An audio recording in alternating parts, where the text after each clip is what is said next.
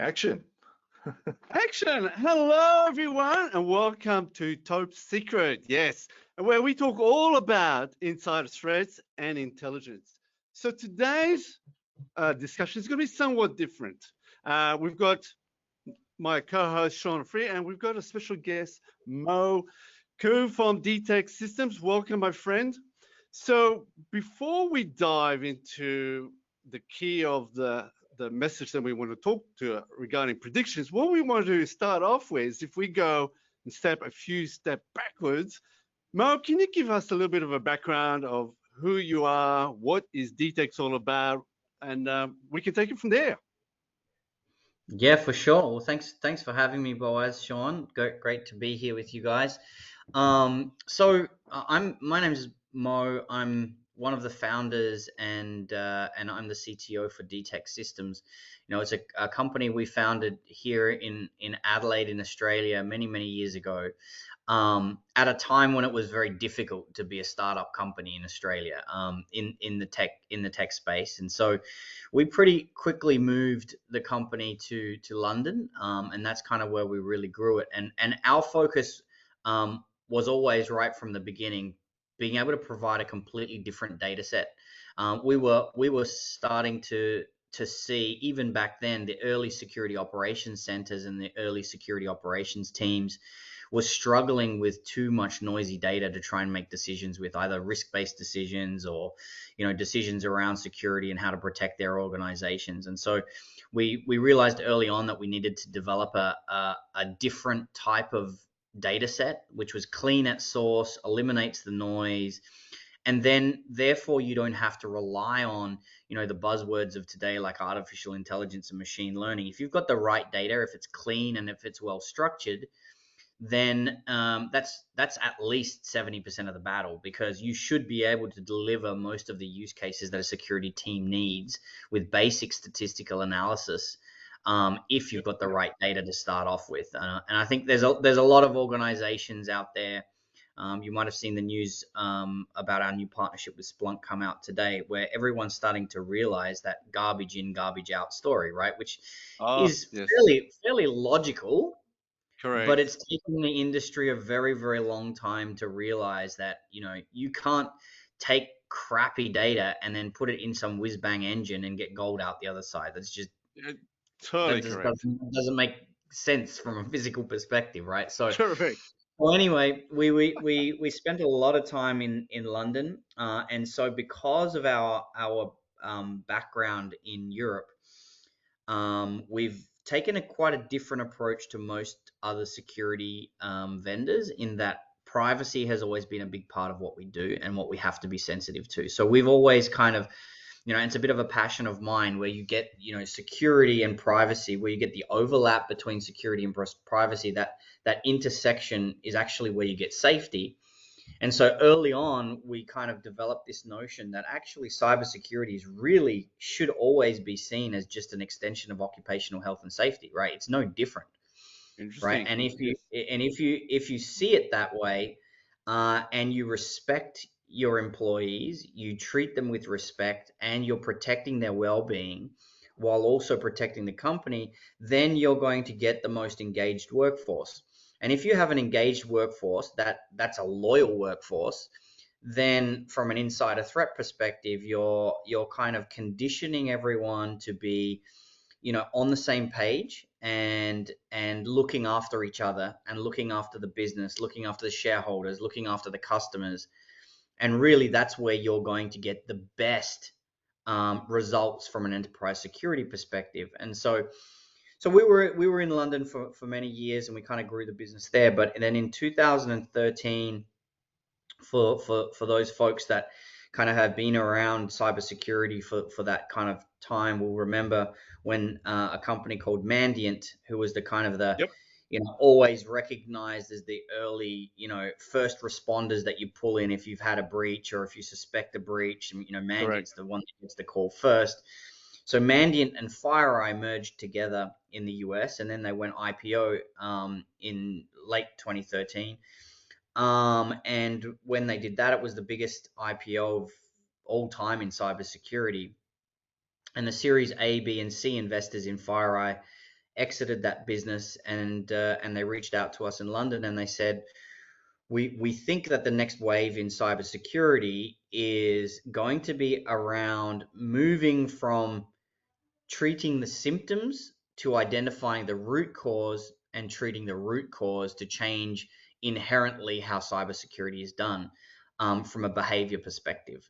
So Yep. understanding the human behavior that is the root cause to bad things happening, whether that be outside infiltrators managing to get into the network, or insiders, whether they be malicious leaking stuff out, or accidentally leaking stuff out, or accidentally compromising systems.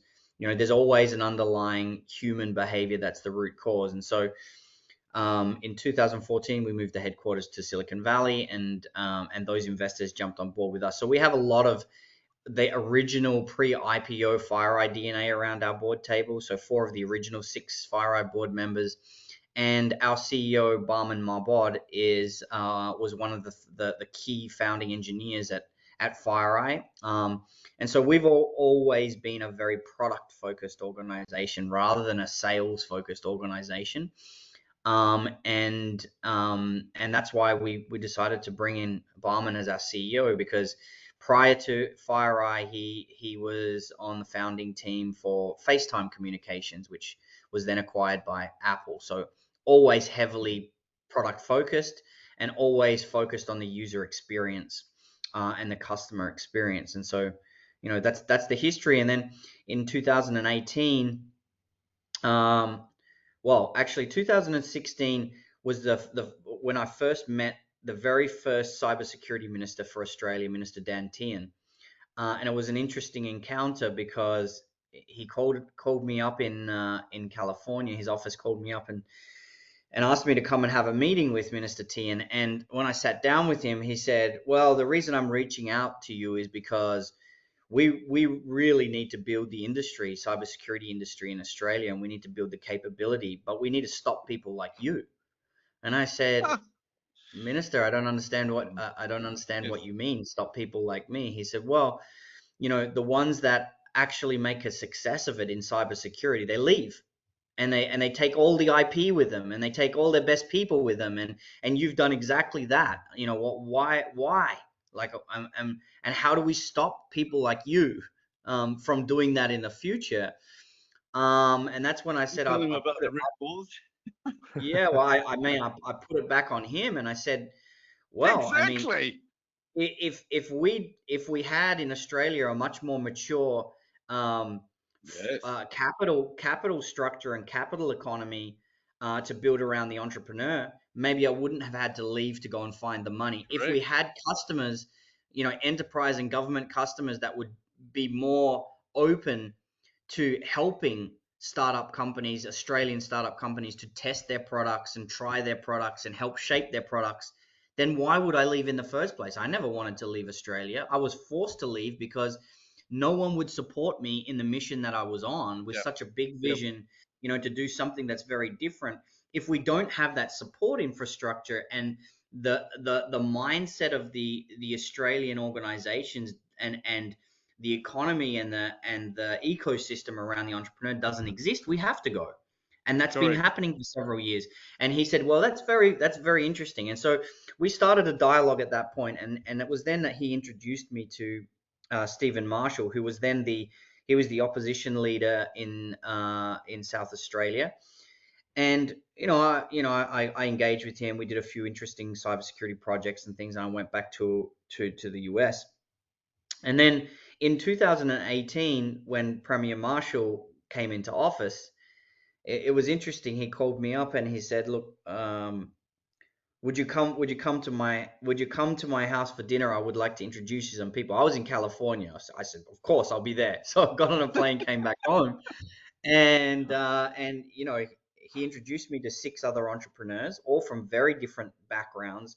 One from the space industry, one from the telecommunications industry, one from the media and television industry.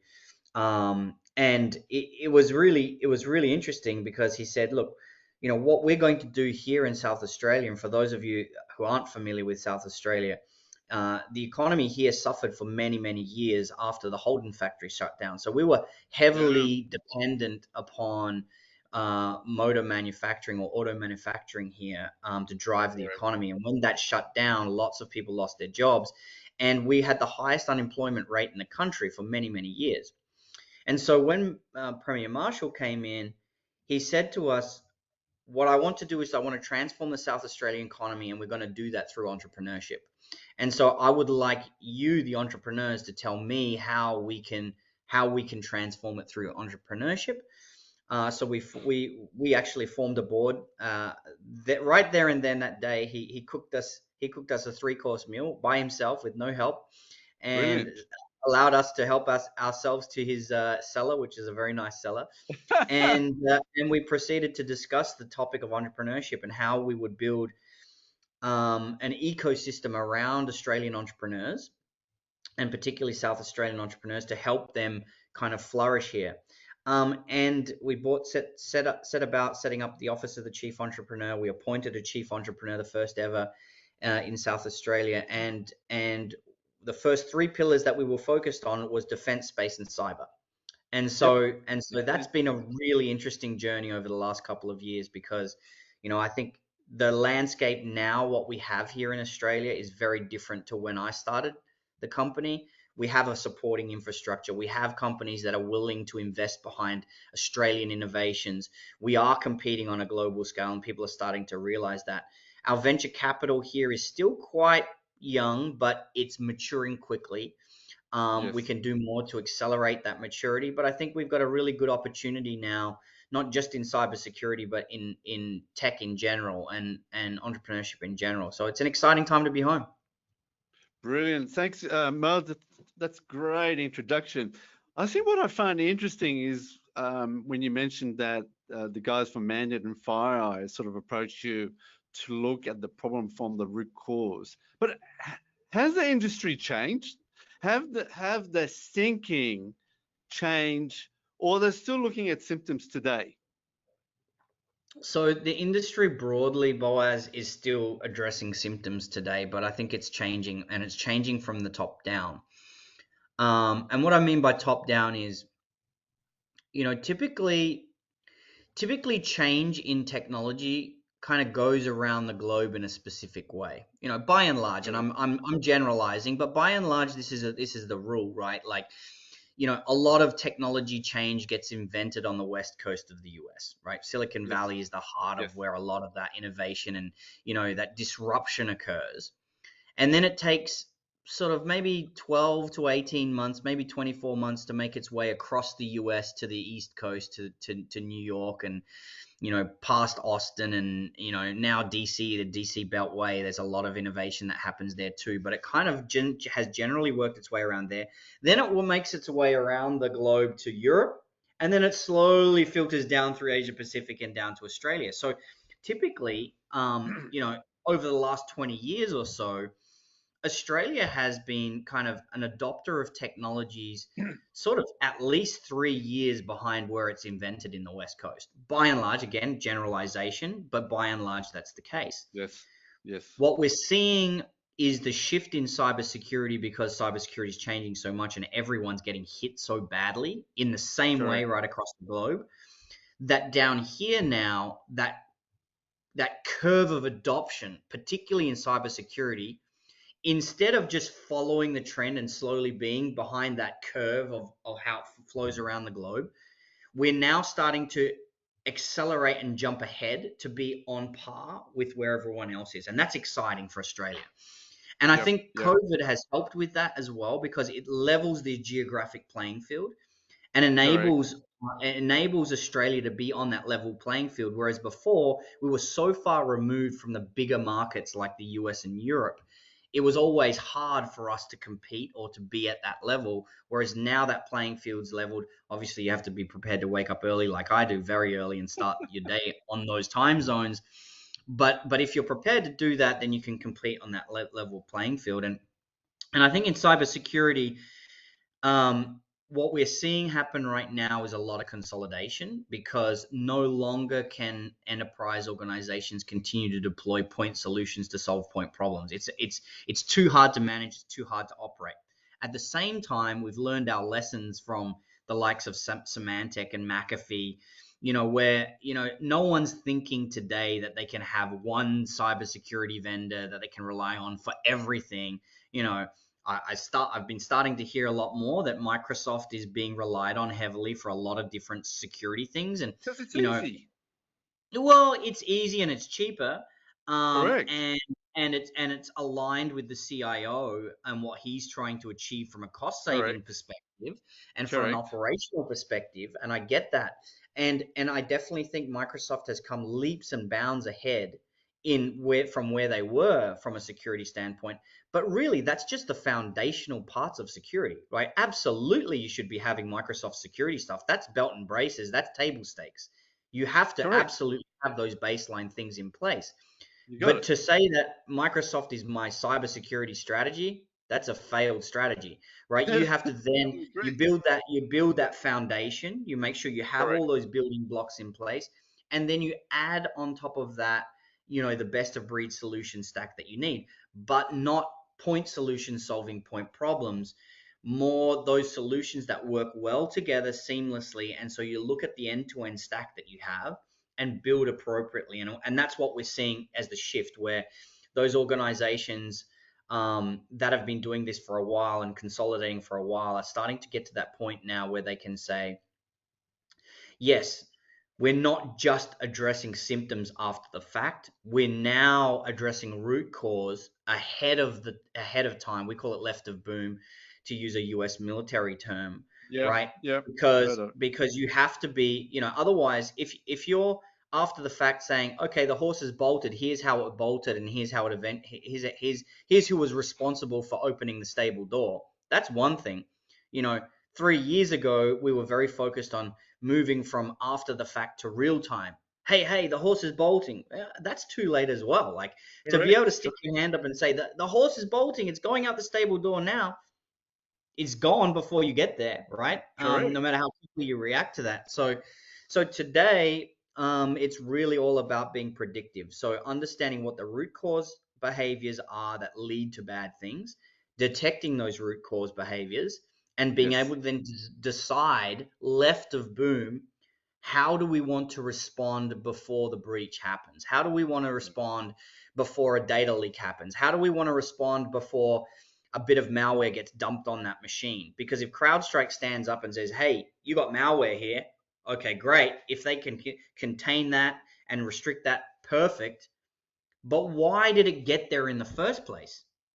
Right? That's the big question. Why did we allow that piece of malware to execute on that device? Right? Something allowed it to get in there. Some vulnerability, and it's usually a human vulnerability. It's usually Yeah. somebody either being targeted or victimized or making a stupid mistake, and that's how it all becomes. So let's talk about the elephant in the room. Something that Exactly. no organizations don't want to talk about, right? It's like a Pandora box sits in the corner of the office in the room in the organization, and they know it's there, but they're afraid to open it because they scared to deal with the consequences or don't have the skills to understand how to mitigate that problem.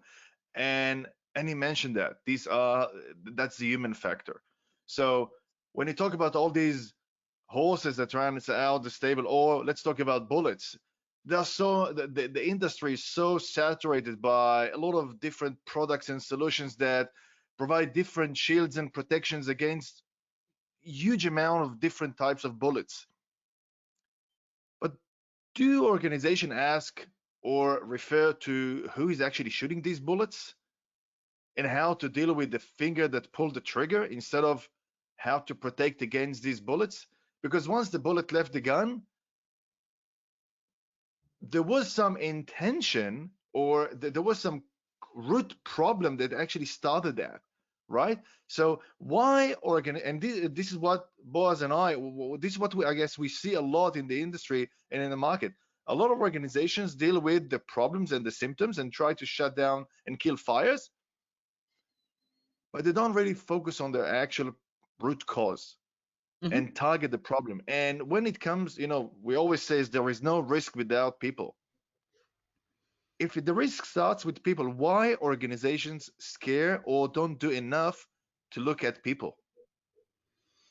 Yeah, and it's a good question, and I think there's a few different factors there, right? It's easier to focus on machines and data related problems than it is to focus on people problems because it's a much more difficult problem to handle. So let me give you an example, right? So everybody in cybersecurity is very well aware of the MITRE ATT&CK framework, right?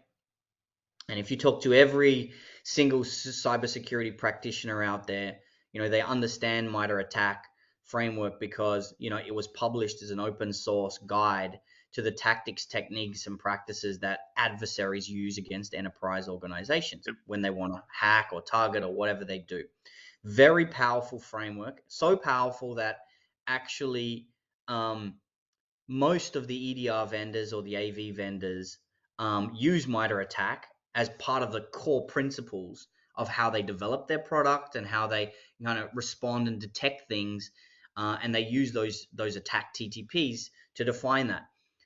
But MITRE themselves realized 2 years ago that the attack framework is not suitable for detecting insider threats and human behaviors, because human behaviors are so difficult to map to. You have to literally understand behavioral science and the things, the motivations behind humans that make them do stupid things, silly things, bad things, evil things, right? And there's so many different factors that you have to pull in. So long story short, MITRE is creating a new framework called the Insider Threat Framework. We're working very closely with them on that right now.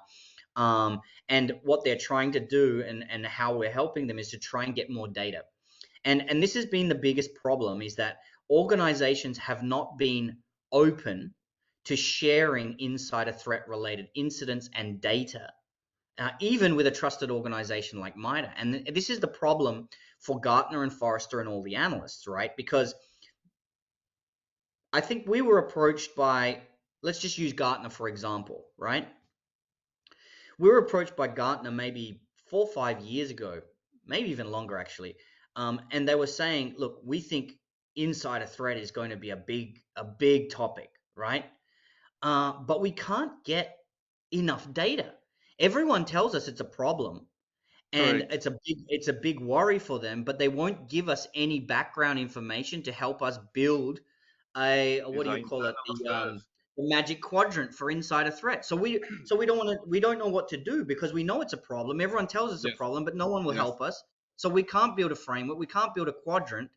And after a year or so of trying to figure that out, they eventually dropped it and said, don't worry about insider threat. That's when user behavior analytics was born, and this whole thing of Yes. VBA Yeah. was born, which ultimately failed, right? But it goes back to that point that people are not, A, they don't understand the behavioral problem well enough, and B, they're not prepared to share because they're worried about what people might think. If I don't have control of my own people, what is that saying about me, right? But that's the wrong approach, because we are human, and Correct. humans just do human things, right? Um, and that's why for us, like, we try to focus on that workforce engagement. Engaging your workforce, making them feel trusted, respected, and protected. Because if they feel trusted, respected, and protected, they will reciprocate, and they will Correct. be loyal to the organization, its shareholders, and its customers, and they will do the right thing inherently, right? And that's why MITRE asked for help as well, to get some data from our customers to be able to give them real data so they can build that insider threat framework, which is what's happening right now. And we have recently launched a very special partnership with them called Inside R Protect, which is focused on inside risk and insider risk management programs, and helping particularly critical infrastructure organizations to accelerate the maturity of how they deal with insider risk. And taking a data-driven approach to doing that. But you first have to come at it from a behavioral science perspective. You cannot come at it from a cybersecurity perspective. It's a people problem. It's a behavioral science problem, and you must overlay that behavioral science approach to any kind of detection, protection, remediation around that type of threat. Hopefully that answers your question. It was a bit of a long-winded way around it. Look, No, that's it's easy to identify risky assets, computer servers, processes, and applications. Easy. It's there. You know how to protect it. It's either white or black, right? Protected or not protected, works or failing. When it comes to people, people are dynamic. They change every second. And one day a person is good, one day a person is bad, and due to different circumstances. So we can't really when we look at dogs, when they wave their tail, we know when they're happy or sad. It's easy. We see indicators when we look at babies, when they don't talk. We look at their actions and we extract or we understand or from their actions we assume different behaviors and we assume what happening to them. For grown-ups like us or for employees, it's difficult. We wish that every employee could wear maybe that in the future wearable technology like a watch that will. Yeah, you love Boaz because we talked yes. about it. It's quite scary, but that's makes a lot of sense. Imagine that every organization provides a wearable watch to every employee every morning that it monitors their heartbeats and blood pressure and some other metrics that can indicate behaviors like stress, anger, Yeah, I get and very etc. nervous. I get very Privacy. nervous talking about Yes. that Of point, course, Sean. And it gets me back to the original approach that we've tried to take at our company, which is everything is privacy by design, right? And that kind of approach, if we end up in that way, you're going to be driving the worst kind of insider threats. Why? Because when people are pissed off and they don't feel trusted and they don't feel respected, they find very clever, very difficult ways to detect, very clever ways of circumventing. And then it's not mhm, just about them trying to make additional money like most cybercrime is today. Then it becomes disgruntled. Then it becomes really truly malicious to try and do harm. And those are the worst kind of insiders. And so that approach, that draconian approach, and there are many vendors out there that are taking that approach, and many companies that are adopting those products and taking that yep, kind of approach. That's a very short sighted approach that is going to destroy their business because your people are either your greatest asset or your biggest liability. And when you treat them like correct. that, you can only end up in one way. Correct. And we've And seen it. I We've guess seen it happen. that's the fear of a lot of organizations to say, "Hey, what's the balance? Where is the fine line between understanding our biggest asset, who that might be our biggest risk, and still Hmm. respect their privacy and treat them as human beings?" And we talk about positive incentives. Now, we Yep. always say that organization already gets a lot of different metrics from a lot of different systems in the organization that refers to people. So people are monitored all the time, and you can infer behaviors from different using different data sources. The login time, the boom gate, the when they swipe their card, when they go to make their coffee, or how many print they print every day. But so organization, and you talked about SIEM products in the past.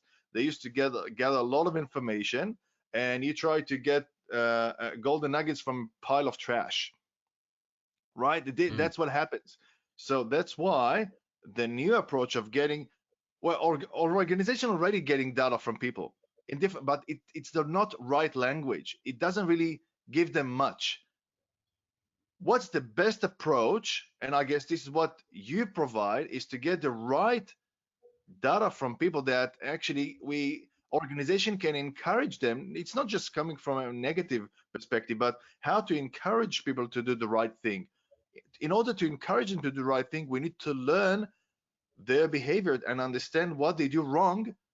In most cases, maybe it's these are human errors or negligence. We're not talking only about, a lot of security or vendors in the industry talks about, when they talk about security, they talk about malicious and hackers and bad stuff.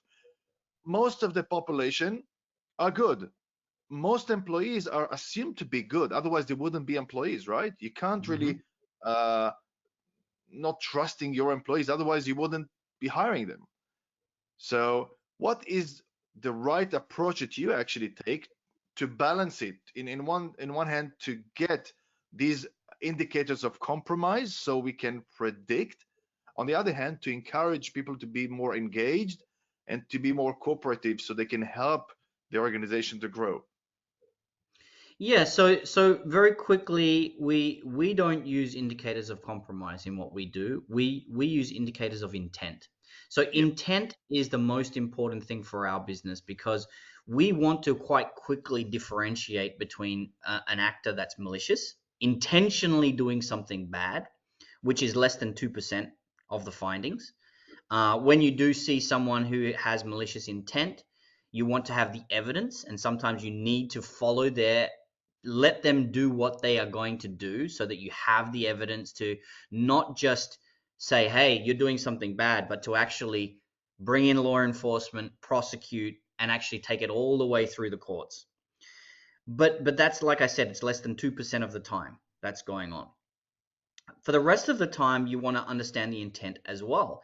And, when you're talking about non-malicious mistakes that people make, negligence, it's not just negligence, right? Sometimes we do negligent things. Sometimes we're coerced to do things. Mhm. Sometimes we're duped into doing it, like without even knowing that we're doing something wrong, and it's not even our own intention, but someone fooled us into doing something stupid, right? So actually being able to differentiate between those different layers of intent is really important, because when you know somebody's intent, then you know how to work with them to change their behavior. So, for example, we know by and large, when you see someone do something malicious, as in they know they're breaking the rules and they do it anyway, those types of individuals generally cannot be trained to change that behavior. They will eventually go Right. and do something like that again. So for Correct. us, what we know for our customers is when we see that, capture the evidence, prosecute, remove them from the business, get them out of your business. That's that side of things. When it comes to the intent of things that people are doing that is not with malicious intent, then it's important to understand the context of how they got there and why they made that mistake, and how common is that mistake that they made across our entire employee population. Because if it's a very common mistake, then we should be able to get huge gains from a risk perspective and reducing the risk for the entire organization by doing a very Correct. simple message to our entire employee population. Say, hey guys, Got it. we've seen this has Yep. been happening, and here's what the result is of when that happens. And we know you don't intend to do that because we can see the context. This is not something you intended to do. It's just a mistake. Yep. But we're all making it.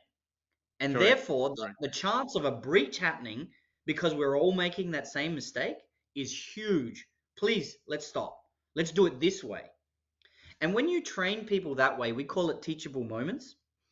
When you use those teachable moments to teach people that way on a very pointed issue, it sinks in much better than trying to force people to sit in front of computer-based training and click through the Correct. damn slideshow, right? Absolutely. And say, Yeah. ah, I get it, I get it, I get it. Because, No one registers that. because exactly, because no one cares. If you can't bridge between awareness to being caring, why would they approach it in a positive manner? Look, guys, I just want to bring to the crux of the conversation, which is about prediction. So the normal industry approach, when you talk about technology, for example, is about prevention, detection, and response. But we don't get prediction. How do we be able to know what's going to happen down the track, and what can we do about it? And very little is done about deterrence. So Mo, I just want to get your thoughts about prediction, because you're basing a lot about that, and that would be great to hear your thoughts about that. Yeah, sure. So when we first started the company, it was about producing a very clean data set that enables you to have the audit trail, continuous audit trail, so that when something bad does happen, you immediately can answer who did what, where, and when, and how did it happen, right? That was the initial thing. Then it was being real time, and again, too late to say the horse is bolting. Today, it's about being predictive, right? To be able to be left of boom, to say, we saw A happen, we saw B happen. We know the statistics is telling us that if A and B have happened within this time frame in these conditions, that the very next thing to happen is either C or D. So let's make a decision how we want to respond at B and not wait until C or D happens, because we might want C to happen as the next thing, but we want to let that happen in a controlled way that we can control the outcome. But we might want to stop C and D happening entirely. That might be too scary for us. Let's cut it off at B plus or B.2, right? And so that's the idea of prediction. And what we're doing, I'll give you an example. So I mentioned MITRE is building this insider threat framework. So we took a version of the Lockheed Martin kill chain, and we've called it the insider threat kill chain. And so what that's about is understanding how we can see and detect different types of behavior that leads to something bad happening, like a data exfiltration. Let's just take a data exfiltration, for example, right? A number of things happen before that exfiltration, if it's a malicious exfiltration, if it's a data theft incident, right, which most organizations want to detect and stop, then those traditional DLPs just don't work. Everyone knows that nowadays. Correct. But what we need to know is the steps that an individual will take leading up to the exfiltration. So we look at things like reconnaissance. How do they search for the data before they steal it? How do they get ready to steal it? Do they obfuscate their tracks? Do they try and cover their tracks after they found what they're looking for and made copies of it? What do they do there, right? We look at aggregation. Are they pulling data from multiple different areas on the network, or file shares or cloud shares or whatever the hell it may be? And are they aggregating it somewhere, whether that be on a server somewhere or on their local hard drive? And then, what are those different steps that they take before the exfiltration occurs? And if we can piece together that audit trail and go, oh, we've seen this reconnaissance activity followed by this obfuscation, and we've seen this, we absolutely know they're going to try and exfil it.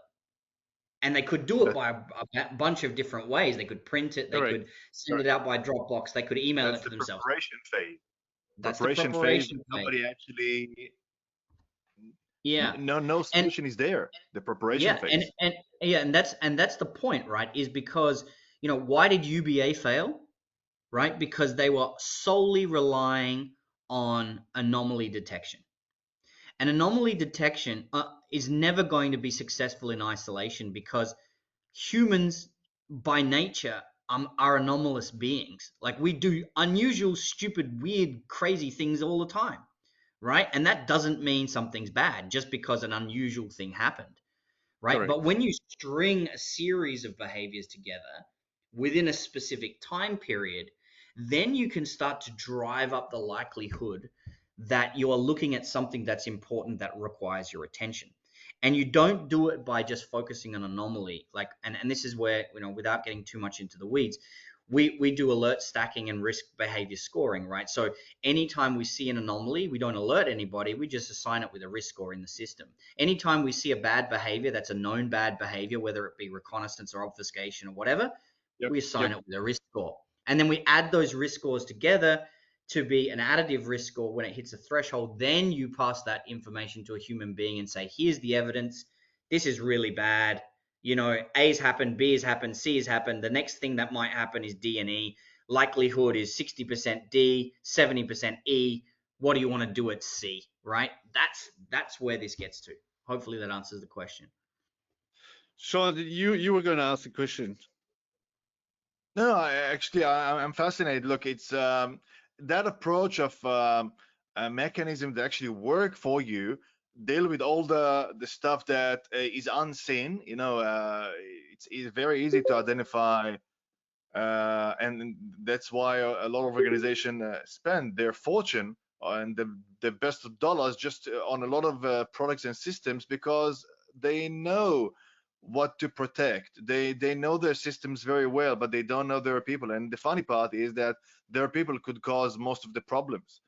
and so how and when we see it a lot in the recent years that organizations start to understand that the human risk is a problem, but still they don't have qualified the right qualifications to deal with that. And that brings me to maybe it's Well, they not the don't. question for that session, but where is HR in all these Correct. story in that story? Very good question. Well, When I you mean, talk about that's a really good point, right? And if you've got the right data and you're able to present it in the right way, right, you don't have to rely on data analysts anymore, right? Those data analysts, the SOC analysts, let's just call them a SOC analyst, right? That yep, traditionally the SOC analyst is a data analyst. Why? Because they're constantly spending their time searching through data to piece together the evidence packet to have the confidence to escalate something to the business. So they're correct. spending 90% of their time in data trying to piece together the puzzle. That's what a SOC analyst is today, right? Because it's What we very need to do is to turn the SOC analyst and elevate them upwards into being a correct. business analyst. SOC analysts should be business analysts, not data analysts. Because if the systems are doing the right thing and we're relying on the right data, which is clean and not filled with garbage, then Yep. when we give the alert to the SOC analyst, right, it comes pre-packaged with everything they need to have confidence to escalate to the business. And therefore, they become a business analyst because now they have to go, okay, this is the situation. It's very clear. Do I need to go and talk to the CEO? Do I need to talk to a line manager? Do I need to talk to HR? Do I need to talk to legal and compliance? Do I need to talk to risk? Or do I need to call the police? Right? And that's literally what a modern SOC analyst should be, is a business analyst, not a data analyst. And so that's what Because we're Yeah, trying to do is to give the SOC teams that ability to be much more valuable to the organization, not correct. just diving down into that. Hey, somebody told me something might be happening over there. Go and find out, whether they're right or not. I mean, seriously? No, Mhm. it should be the SOC team saying, we know we've got a problem over there. The data's telling us this. We need to escalate now. I think this is a cause for legal concern. Or this needs to be escalated now. This is the 100th time in the last 2 hours that we've seen somebody make this same mistake. Please go and tell HR we need to run a training campaign around this today. And it's as simple as sending an email blast from the CEO to everybody in the organization to say, hey, we've seen this. Please stop because this is going to be the result. We do not want to be on the front page of the paper today. Please. Yep, Simple, right? And correct. that's what a SOC analyst should be, the center of the heartbeat of the company, to be able to say, we know if the company's going to have a very bad day and we're going to stop that very bad day from happening. Not like getting the business to ask us stupid questions after the fact or because someone has a hunch. I don't like that guy. He makes me nervous. Go and see what he's doing. He must Yes, be doing exactly. something bad. I mean, Correct. that's So like this is exactly what that 1990s. session is all about. Obviously, we are not fortune tellers, but we do have some kind of a crystal ball that can tell us. Well, it's like involving a time machine with a future prediction. So we do have a time machine here, right? So something that can tell us what happened, what's happening now, and what could happen in the future. This is what you are actually describing. This is something that's very it's actually advanced thinking to a lot of that we can actually suggest to a lot of organizations that they desperately need it. Either they don't know it exists or they don't know how to use it. Well, I would take it the other way around, Sean. To me, it's logical thinking. And the problem is, over the last 20 years, cybersecurity, maybe it's the fault of the vendors, right? They want it to seem like they're the smartest guys in the room, so they invent a language called cybersecurity to make Yeah, everyone else feel like they don't understand. But actually, today, to be successful, we have to strip that back and actually just use logic, right? And just be like engaging common with sense. people, right? Common Correct. sense, Correct. occupational health and safety, right? Cybersecurity is just another type of business risk. That's all it is. And if we start talking about it as business risk, then It's super easy to translate that to the CEO, to the board of directors, to our shareholders. Even if, my mum and dad are shareholders of certain companies that they've bought shares in, right? If we talk to them like this, it's easy for them to understand. If we use stupid words and language and cybersecurity, this and that, no one understands and they feel stupid and they don't want to engage in the conversation. Guess who loses? We all lose. We all. So Right. the industry is built on jargon, in short. Mm-hmm. Look, gents, I want to wrap it up. So I want to ask you one more question there, Mo. Just give us sort of a background of what DTEX today does. I mean, obviously, in the conversation you've expressed it, but just more succinct, and how can viewers who are watching this can get in contact with you? Yeah, I mean, there's loads of ways to get in contact with us, and obviously through yourselves is a good is a good way to get in touch with us. But look, you'll find a lot of stuff about DTEX out there, and more we're starting to become recognized as, the data source that's clean and more intelligent than just data that you suck in. And the problem is that everyone has kind of built this big data lake and then they've stuffed it into Splunk or some other data aggregation platform and said, the more data, the better. The more data we have, the better we can answer things. And it's the wrong approach, right? You just need to ask the use cases. What use cases are we trying to solve, and what's the minimum amount of data can we solve it with? And that's really what DTEX is. We bring a completely different set of telemetry to the table. It's a complete audit trail. It doesn't drop any packets. It's got everything there in the data. It's continuous. So you don't have to, it's not trigger based. You don't have to point and shoot it anywhere. It's everywhere. It's collecting that audit trail without invading staff privacy even for a second.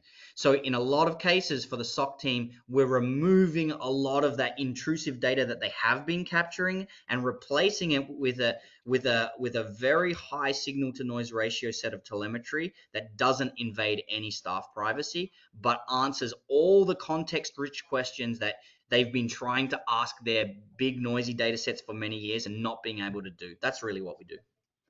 Excellent. Last comments there, Sean? Look, I love the idea. Look, we think that starting, hitting that risk from the root, that's the right way.